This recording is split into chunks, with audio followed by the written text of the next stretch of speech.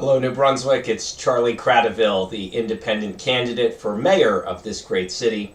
And I'm broadcasting live once again, coming at you on Facebook, Twitter, YouTube, and Twitch to give you my daily update and let you know that there are just 7 days left until Election Day. That's right, 1 week from today, Tuesday, November 8th, will mark the end of this 22-week journey. And you, the voters, will get the final say as to who your elected leader is for the next 4 years. I hope to earn your support. As you can see on the signs behind me, I'm running to get us a safer, cleaner, more affordable city, and I'm prepared to serve you full-time as your mayor. Last night we talked a little bit about public safety and how we can get that safer New Brunswick that we all deserve. Obviously, over the past 4 years, New Brunswick's violent crime problem has gotten worse. The mayor is running for an unprecedented 9th term. He's been the mayor for 31 years, going on 32 years, but that's not enough. He wants another 4 years, and I am encouraging you to change course and put your faith in me, because we need change, and perhaps no reason more so than the out-of-control violent crime that demonstrates that. Wanted to let you know that I'm the candidate who stands with victims of violent crime and their families. Unfortunately, we have had an outsized number of shootings in the past couple of years.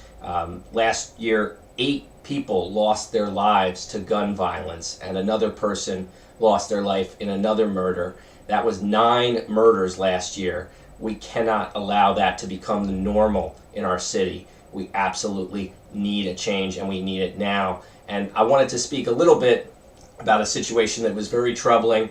I was out tonight at a memorial to mark 1 year since Azim Seawright was taken from us. Azim was a lifelong resident of New Brunswick. By all accounts, he was a great guy from a great family. Many of you who've been here for a long time probably know the Seawright family.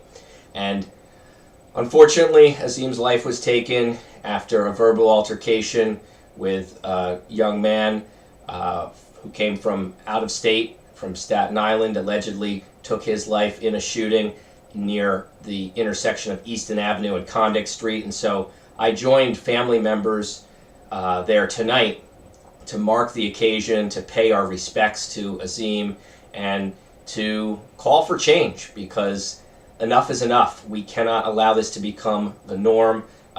We did have a number of people speak at the memorial, and I said a few words myself to show solidarity with the family. Unfortunately, the current mayor and the current police department did something very wrong last year when we had 3 murders in about a week. You may have seen me reporting on them in my capacity as a journalist at New Brunswick Today.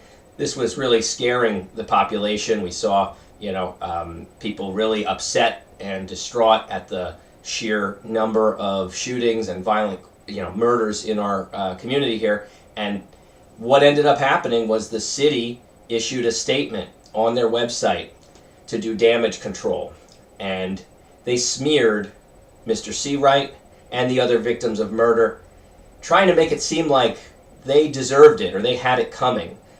They falsely said that all of the victims knew the person who killed them, as if that makes it something we shouldn't care about or shouldn't be concerned about. And they also implied that the murder victims were into illegal activity or up to no good, and therefore we shouldn't worry about them being slain in our streets of our city. Of course, Azim's family did not accept that. They fought back, raised concerns about that. Myself, in my capacity as the editor of New Brunswick Today, raised concerns about how such a sick and disgusting statement would be posted to our city's website, smearing the victims of murder and disparaging their reputations. Eventually, only after many city council meetings of asking tough questions and voicing concerns about this statement, was the statement finally amended on the city website. Still, it is an inappropriate statement, and the portion that remains there is unacceptable.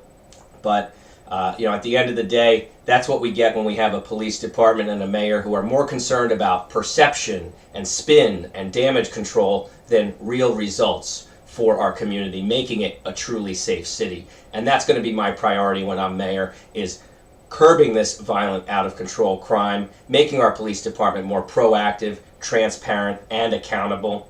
Unfortunately, tonight wasn't the only time I've come out to a vigil to support a family of a murder victim. Just over a year ago, I stood with the Robinson family at the scene on Delafield Street 1 year after their son was murdered. Anthony Robinson was one of two men whose lives were taken in the mass shooting in September of 2020. And sadly, we had to get back together once again this September, and this time we were joined by the McCauley family, who lost Lionel McCauley. Both men, by all accounts, great young people with bright futures ahead of them, whose lives were taken far too soon because of a senseless, violent crime perpetrated by four people who hopped out of a car and shot up everyone who was in the middle of the street at the scene of a house party.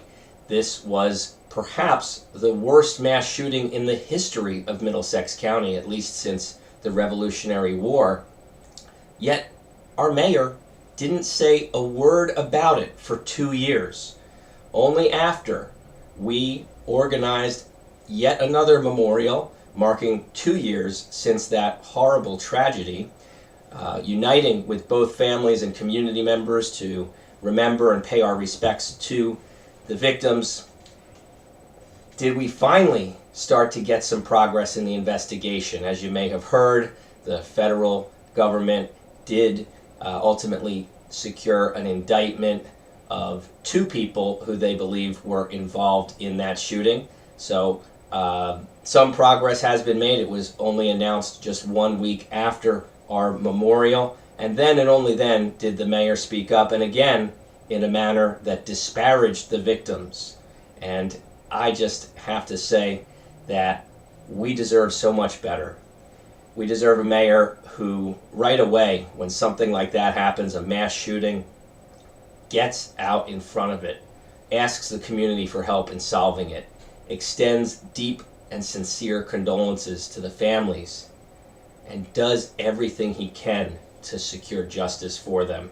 Unfortunately, our mayor has been missing in action for most of his fourth term, and we are not getting the results we deserve.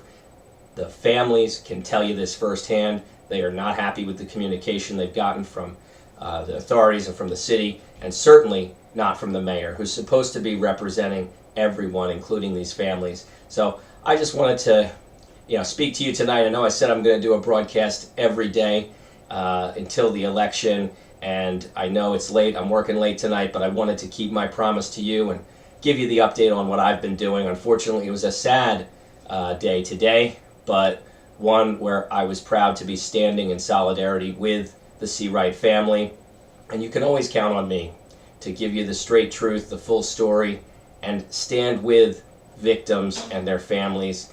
Unfortunately, this was not the last incident of gun violence in our city. There have been more this year, and we need to do something about it. So I hope that you'll agree it's high time we have a change in City Hall. I'm ready to bring new energy to the city government, and I'm ready to serve full-time without any side jobs or side businesses. You can count on me to be out there with you in the community, trying to make your life better, and I hope to earn your support. I do want to ask that if you're registered to vote, please go vote. You can vote any day this week, including the weekend, at the Hub Teen Center, where they have early voting. Just tell them you're from New Brunswick, and they will let you get the voting taken care of any day this week. And if you prefer to wait till Election Day, you'll have to go to your assigned polling place. That's just 1 week away. And I ask, when you get into that voting booth, look for my name in column F above the words Charlie for Change. But even if you can't vote, you can still help us win this election by volunteering your time or making a donation. You can do both of those things at the charlieforchange.com website, where you can also find all this info about voting and all the info about my policies, my platform of how I will change things here, what types of changes I'll make, and how we can improve the lives of our residents here. So I ask that if you believe in my policies, if you believe in my platform, if you believe in me to make this change, please vote, please volunteer, and please donate if you can. CharlieForChange.com is the website where you can do all of that. And stay tuned, because tomorrow I'll be back with another update as we enter this final week of this critical campaign for change. Thanks for watching. Please like and share this video, and stand with me, New Brunswick. Have a good night.